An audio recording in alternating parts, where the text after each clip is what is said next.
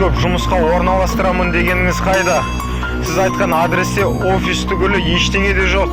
Болмаса ақшамды қайтарыңыз. Менің оқуға түсем деп жинаған бүкіл ақшам еді ғой, аға.